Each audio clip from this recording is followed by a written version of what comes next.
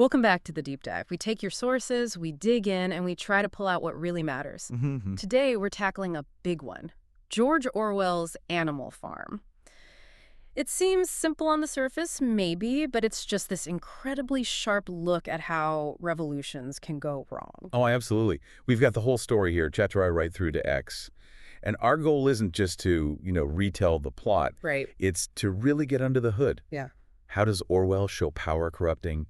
How is language used as a weapon? How do those initial, really noble ideas just evaporate? Yeah, and how does fear become, like, the main tool? We're looking for those moments, those little shifts that show things starting to slide. Exactly. Those subtle tells. So get ready. This deep dive might just change how you think about leadership, about information, maybe even about society itself.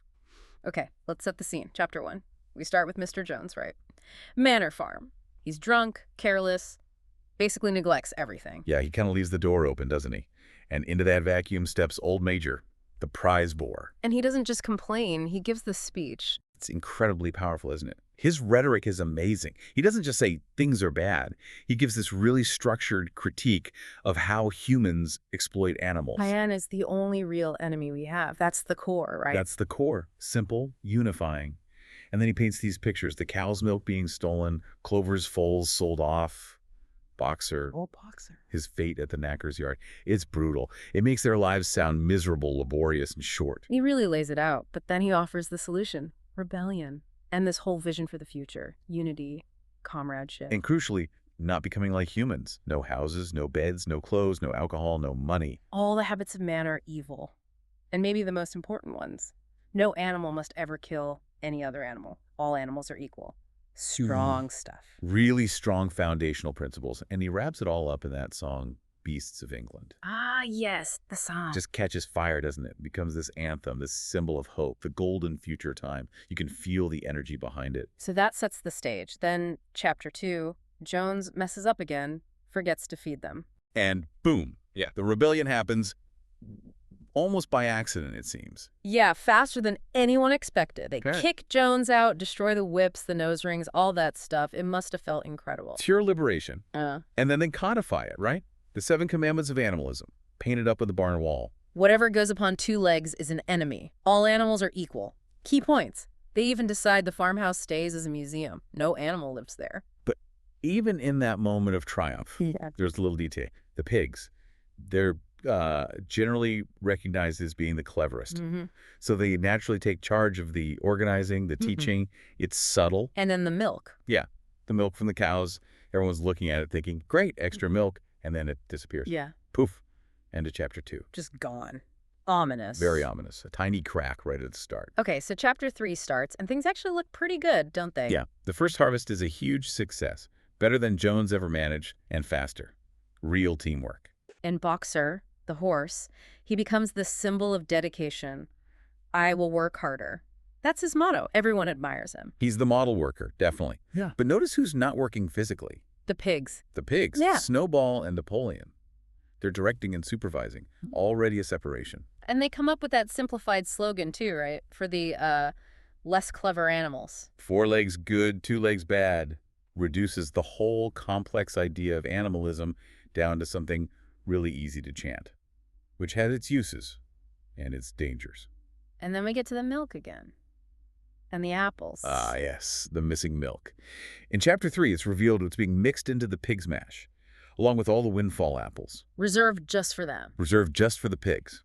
And this is where Squealer steps up. He's the smooth talker. His explanation is fascinating. He doesn't just say, we deserve it. No. He spins it brilliantly. He says it's vital for their health, for their brain work. It's practically a sacrifice they're making, taking this extra food so they can manage the farm properly. And then the clincher. The clincher. Surely there is no one among you who wants to see Jones come back. Boom. Fear. End of argument. It's so effective, using that fear to justify inequality right from the start. Exactly. It's not a big dramatic takeover yet. It's these small exceptions, framed as necessities, justified by fear. That's how the rot starts. Squealer's ability to, as Orwell puts it, turn black into white is key. Meanwhile, the farm success gets noticed. Chapter 4, Jones tries to take it back. The Battle of the Cowshed. Right. And Snowball. He's studied Caesar's campaigns, apparently. Oh, He leads the defense. It's a big victory for the animals. Boxer's incredibly brave again. They even create medals. Animal hero, first class. So on the outside, they look united, strong, but inside? Inside, the tension is building. Right. Chapter 5. It's all about Snowball versus Napoleon. They clash on absolutely everything. Farming methods, defense? Everything. Snowball is full of ideas, plans. Yeah. The windmill is his big project. Electricity, automation, less work. A real vision for the future. Progress. Napoleon. He's quiet, opposes the windmill, says they need to focus on food now, seems more pragmatic maybe, but really it's a power struggle. And it comes to a head with the vote on the windmill. Yeah. Snowball gives this amazing speech, wins everyone over. It looks like the windmill is happening. But Napoleon has other plans. He unleashes the dogs. Those 9 huge dogs he took away as puppies, supposedly for education. Right, I remember that. Now they're basically his private army. They burst in, chase Snowball right off the farm, viciously. He's gone. Just like that. Wow. So much for debate and voting. Exactly. That's the moment democracy dies on Animal Farm. Brute force replaces discussion. Napoleon immediately cancels the Sunday meetings. Decisions will be made by a pig committee. Headed by him, of course. And the other animals. Terrified. A few pigs try to protest, but the dogs growl and silence. And Spieler's job. Rewrite history. Instantly. Snowball wasn't a hero. He was a criminal. Napoleon taking charge is a heavy sacrifice. What they need now is discipline and... Let me guess. Surely you don't want Jones back. Of course. Always Jones. And Boxer. What does he say? Poor Boxer. His answer, he adopts a new motto. If Comrade Napoleon says it, it must be right. Oh, that's chilling. Blind loyalty. Utterly chilling. It shows how effectively dissent is crushed and how propaganda can work, especially when backed by fear. Squealer is manipulating memory itself. He makes them doubt what they saw, what they knew. It's pure Orwellian doublethink. Okay, so Snowball's gone. Napoleon's in charge. The dogs enforce his rule. What happens next? Chapter 6, 7, 8. It sounds like things get darker. They get much darker. This is the consolidation of power, moving from, manipulation to outright terror. The windmill does get built, but the conditions are brutal. 60-hour weeks, wasn't it? 60-hour weeks, plus voluntary work on Sundays.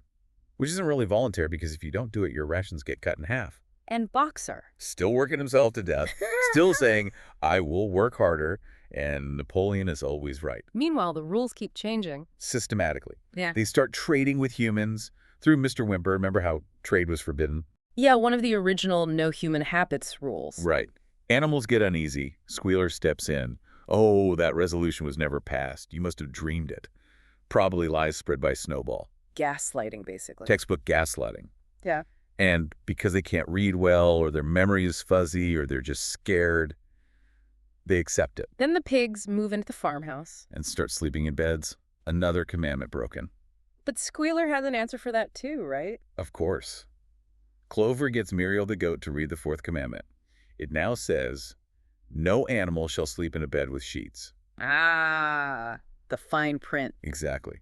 Squealer explains a bed is just a place to sleep like a stall. It's the sheets that are the human invention, the evil part. And besides, the pigs need their rest, their repose, because of all their brain work. And if they don't get enough rest? Jones might come back. Always Jones.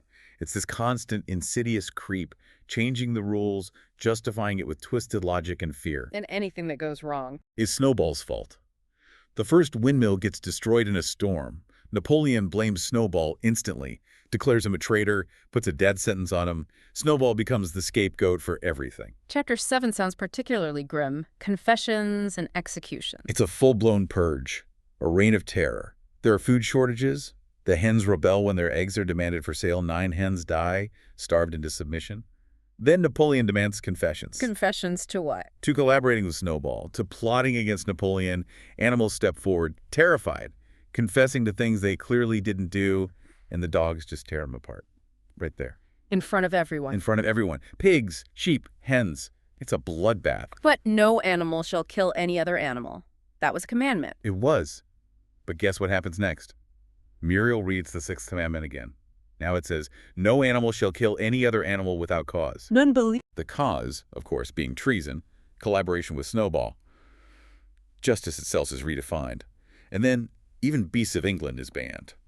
Squealer says the rebellion is over, the song's not needed anymore. They get a new, much lamer song praising Napoleon. So Napoleon is now totally isolated, powerful. Almost godlike, rarely seen in public. as a food taster, gets titles like Father of All Animals. A poem praising him is written on the barn wall. The cult of personality is complete. And the farm's dealings with humans? Still happening. Oh yeah, but it's totally cynical. Napoleon plays the neighboring farmers, Frederick and Pilkington, against each other. He sells timber to Frederick. The trustworthy one? Supposedly. But Frederick pays with forged banknotes. He cheats Napoleon. How? Then Frederick attacks the farm with guns. They blow up the windmill, the rebuilt one. No, after all that work. Gone. The animals fight back bravely, drive the humans off, but suffer terrible casualties. And Squealer, he declares it a glorious victory. They regain the ground, even though the windmill is rubble and the money was fake. Pure spin. It's just relentless. And then Chapter 9, Boxer. Boxer. The most tragic part, for many people. He finally collapses. He's worked himself into the ground. His lung gives out. It's loyal to the end. Loyal to the end. Squealer announces Napoleon is arranging for him to be treated at a hospital in Willington. Sounds caring, right? You're too caring, me. Exactly. But it's Benjamin, the old cynical donkey, who never usually says much. He realizes something's wrong. He gets the others to read the side of the van that comes to take Boxer away. What does it say? Alfred Simmons, horse slaughterer and glue boiler, Willingdon. No. Yes. They're selling Boxer to the knacker to be killed and boiled down for glue. So for money. For money to buy whiskey for the pigs, that's the ultimate betrayal. The most loyal worker sacrificed for booze. Squealer, of course, comes back with a completely fabricated story about Boxer's heroic death in the hospital, praising Napoleon with his last breath. It's sickening. So that's pretty much the lowest point. What's left in Chapter X? Chapter X jumps forward years later. Most of the animals who remember the rebellion are dead. Memories are faded or rewritten. No animal ever got to retire. A windmill? It's rebuilt, finally. But it's not used for electricity to make life easier. It's used for milling corn to make money for the pigs. So the inequality is just entrenched. Totally. The pigs are fat, the other animals are hungry and cold, but Squealer keeps reading out figures proving life is better than under Jones. And they kind of believe it, or have nothing else to compare it to. And then comes the final shock. The final jaw-dropping moment. Squealer is seen walking on his hind legs. Walking like a human. Like a human. Then the other pigs appear, walking on their hind legs. And finally, Napoleon himself. Majestic, carrying a whip. A whip, the symbol of human oppression. Exactly. And the sheep, who have conveniently been kept away for a week by Squealer, they start bleating a new slogan. Not 4 legs good, 2 legs bad. No, now it's 4 legs good, 2 legs better. Oh my God. And Clover and Benjamin go to the barn wall, the 7 commandments. Gone. All gone. Replaced by just one single commandment. Oh, jeez. All animals are equal, but some animals are more equal than others. Wow. That just says it all, doesn't it? It perfectly captures the complete inversion of everything the rebellion stood for. It makes the inequality official, twists the very meaning of equal. And the final scene, the pigs and humans. The pigs start wearing clothes, drinking alcohol, playing cards with the human farmers from next door. They host a dinner party. And the farmhouse? In the farmhouse they swore never to live in. And Mr. Pilkington gives this toast, praising Napoleon for how efficiently he exploits his animals. More work, less food than any other animals in the county. He actually praises the exploitation. He does. He says, if you have your lower animals to contend with, we have our lower classes. It's chilling. He sees them as the same. And Napoleon? Napoleon announces the farm is going back to its original name, the Manor Farm. The revolution is completely undone. And the animals, looking through the window, they look from the pigs to the humans and back again. But already it was impossible to say which was which. End of story. Wow. Just wow. So, pulling back from the story, what's the big takeaway here? It's more than just history, right? Oh, absolutely. It's a timeless warning, isn't it? Yeah. About how easily power corrupts, even when it starts with the best intentions. And how language is so important, how it can be twisted to control what people think, what they remember. Exactly. And how fear of the old enemy, fear of chaos, fear of being different can make people accept almost anything. Yeah. It really pushes against complacency. It really makes you think, doesn't it? How do you, listening now, tell the difference between genuine leadership and, well, manipulation, between truth and propaganda? Especially when reality itself seems to be constantly redefined by those in charge, when your own memory is questioned. What small compromises might seem necessary today but could lead down a dangerous path? And who are the pigs and the sheep in our world and the information we consume? Are we just accepting the slogans? Are we checking the commandments or still what we think they are? Or are we just assuming that, Napoleon is always right? Yeah. What's the cost when we stop thinking critically for ourselves? That is definitely something to chew on. Thank you for joining us for this deep dive into Animal Farm.